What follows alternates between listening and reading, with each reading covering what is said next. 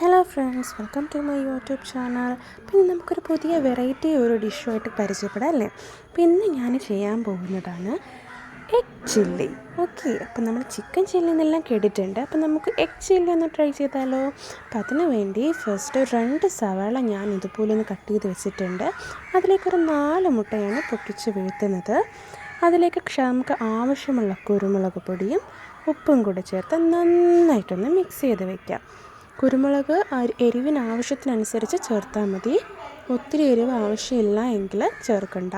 ഇനി കുരുമുളക് പൊടി സെറ്റാകുന്നില്ല എന്നുണ്ടെങ്കിൽ മുളക് പൊടിയായാലും കുഴപ്പമില്ല. അപ്പം ഞാനിവിടെ കുരുമുളക് പൊടിയും ബ്ലാക്ക് പെപ്പറാണ് എടുത്തിട്ടുള്ളത്.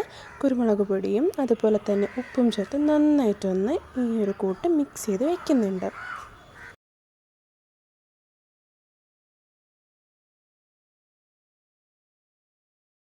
ഓക്കെ, അപ്പോൾ മുട്ട നന്നായിട്ട് മിക്സ് ചെയ്ത് ഞാൻ വെച്ച് കഴിഞ്ഞു. ഇനി നമുക്ക് മെയിൻ വിഭവത്തിലേക്ക് കിടക്കാം. അപ്പോൾ ഇഞ്ചി വെളുത്തുള്ളി നമുക്ക് മെയിനായിട്ട് ആവശ്യമുള്ള കാര്യമാണ്. അത് ഞാൻ നന്നായിട്ടൊന്ന് ചതച്ച് അരച്ച് വെച്ചിട്ടുണ്ട്. ഇനി വേണ്ടത് ഒരു 4 സവാള, ഒരു വലിയൊരു ക്യാപ്സിക്കം കിട്ടുവാണെങ്കിൽ അത്, ഇല്ലെങ്കിൽ 2 ക്യാപ്സിക്കം, പിന്നെ 2 പച്ചമുളക് ഇതുപോലെ ഒന്ന് കുഞ്ഞു കുഞ്ഞായിട്ട് അരിഞ്ഞത്. ഇനി ഞാൻ ചീനച്ചട്ടിയിലേക്ക് എണ്ണ ഒഴിച്ചിട്ട് ഈ ഒരു സവാള വഴറ്റാനായിട്ട് ഇട്ട് കൊടുക്കുന്നുണ്ട്. ഇതിനെ നന്നായിട്ടൊന്ന് വഴറ്റി എടുക്കുവാണ്. നമുക്ക് ചില്ലി ചിക്കൻ ഉണ്ടാക്കുമ്പോൾ അതിൽ സവാളയും ക്യാപ്സിക്കനും ഒത്തിരി ഒന്നും വഴണ്ട് വരത്തില്ല, ആവശ്യത്തിന് മാത്രമേ വഴണ്ട് വരത്തുള്ളൂ. പക്ഷേ എനിക്ക് നന്നായിട്ട് വഴണ്ട് വരണം എന്നുള്ളത് കൊണ്ട് ഞാൻ നന്നായിട്ടൊന്ന് വഴറ്റിയെടുക്കുന്നുണ്ട്. അപ്പോൾ ഞാൻ ഇതിൻ്റെ കൂട്ടത്തിൽ തന്നെ പച്ചമുളകും ഇഞ്ചി വെളുത്തുള്ളി പേസ്റ്റും കൂടെ ചേർത്ത് നന്നായിട്ടൊന്ന് മിക്സ് ചെയ്തെടുത്താണ് വഴറ്റുന്നത്. ഈ സമയത്ത് ഞാൻ ഉപ്പിട്ട് കൊടുക്കുന്നില്ല. ഇങ്ങനെ ഒന്ന് എണ്ണയിലിട്ട് നന്നായിട്ടൊന്ന് ഇളക്കി കൊടുക്കുവാണ്. അപ്പോൾ നിങ്ങൾക്ക് ഒത്തിരി വഴണ്ട് വരണ്ട, പൊടുപൊടുവായിട്ട് കടിക്കണം, സവാള കടിക്കണം എന്നുണ്ടെങ്കിൽ ആ രീതിയിൽ അത്രയും ഒത്തിരി നിറം മാറാത്ത രീതിയിൽ ജസ്റ്റ് ഒന്നൊരു പിങ്ക് കളർ ആകുമ്പോഴത്തേക്കും നിർത്തുക.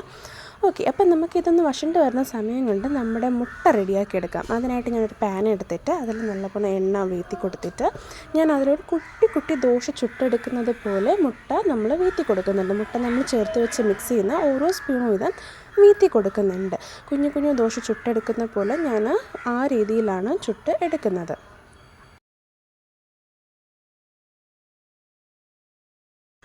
അപ്പോൾ ഇതുപോലെ ആ മിക്സ് മൊത്തവും നമുക്കൊന്ന് ചുട്ട് മാറ്റി വയ്ക്കാം. ഈ സമയം ഉള്ളി നന്നായിട്ട് വഴണ്ടിട്ടുണ്ട്. ഈ സമയത്താണ് ഞാൻ ക്യാപ്സിക്കം ഇട്ട് കൊടുക്കുന്നത്. അപ്പോൾ ക്യാപ്സിക്കം കൂടി വഴണ്ട് വരുന്ന സമയത്ത് ഉള്ളി ഇനിയും നല്ല രീതിയിൽ ഒന്ന് കുഴഞ്ഞ് കിട്ടും. അപ്പോൾ എനിക്ക് എൻ്റെ അമ്മയ്ക്കൊക്കെ കഴിക്കുമ്പോഴത്തേക്കും അത് നല്ല ഒരു കുഴഞ്ഞ ആ ഒരു പരുവത്തിലെടുക്കുമ്പോൾ ഒത്തിരി പൊടിപൊടായിരിക്കുന്നത് ഇഷ്ടമില്ല. അപ്പോൾ ഈ ഒരു ഭാഗത്തിനാണ് ഞാൻ വഴറ്റി എടുത്തിട്ടുള്ളത്. ഇനി ഇതിലേക്ക് സോയാ സോസ് എടുത്തിട്ടുണ്ട്. 2 സ്പൂൺ സോയാ സോസും 2 സ്പൂൺ ടൊമാറ്റോ ചില്ലിയും അതിലോട്ട് ടൊമാറ്റോ കെച്ചപ്പും ഞാൻ വീത്തി കൊടുക്കുന്നുണ്ട്. ഇതിലേക്ക് ആവശ്യത്തിന് വെള്ളവും ചേർത്ത് കൊടുക്കുന്നുണ്ട്. എന്നിട്ടാണ് ഞാനതിൽ ഉപ്പ് ചേർത്തിട്ടുള്ളത്. ഉപ്പ് ചേർത്തൊന്ന് മിക്സ് ചെയ്ത് തിളയ്ക്കുന്ന സമയത്ത് കോൺഫ്ലവർ പൊടിയിലേക്ക് വെള്ളം വീത്തി ലൂസാക്കിയതിന് ശേഷം അതിലോട്ട് വീത്തി നമുക്ക് ഒന്ന് മിക്സ് ചെയ്തെടുക്കാം. ഇനി അതൊന്ന് തിളയ്ക്കുന്ന സമയത്ത് നമ്മൾ ചുട്ട് വെച്ചിട്ടുള്ള മുട്ടയെല്ലാം അതിലോട്ടൊന്ന് ചേർത്ത് മിക്സാക്കി വയ്ക്കാം. അപ്പോൾ നമ്മുടെ എഗ് ചില്ലിയുടെ റെഡിയായി കഴിഞ്ഞു.